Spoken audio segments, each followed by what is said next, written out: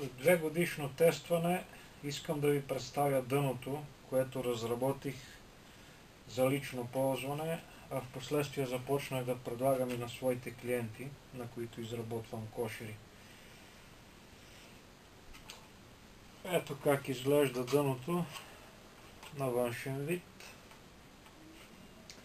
В процеса на експлоатация дъното показва, че притежава всички необходими качества, които бяха заложени при проектирането му и изпълнява функциите, за които е предназначено, безпроблемно.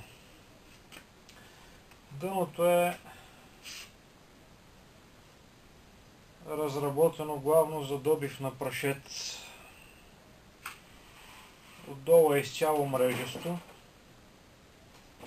Използва се прашец-уловител пластмасов на известна полска фирма с диаметър на отворите 4,8.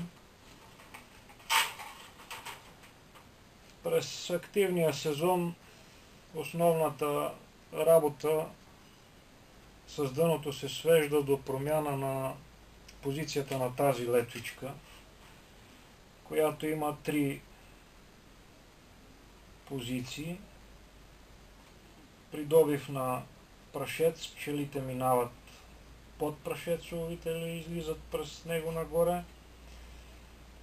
Когато се завърти летвичката, има свободен вход от 10 мм, пчелите минават над прашец-уловителя.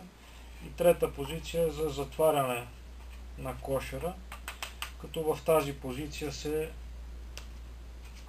затапват и маркучетата, които са изход за търтеите. Чекмеджето за прашеца е по цялата площ на дъното с достатъчен обем.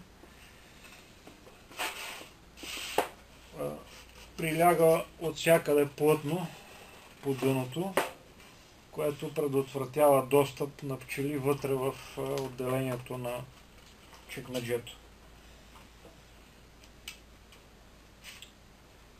В дъното няма елементи, които създават предпоставка за заклейването им и по-нататъчно затрудняване на работа с него. Също за основно предимство смятам голямата по площ прилетна дъска, която същевременно е под наклон, статично захваната е в конструкцията на дъното, не позволява задържане на сняг и най-важно не позволява вкарване на вода навътре в кошера.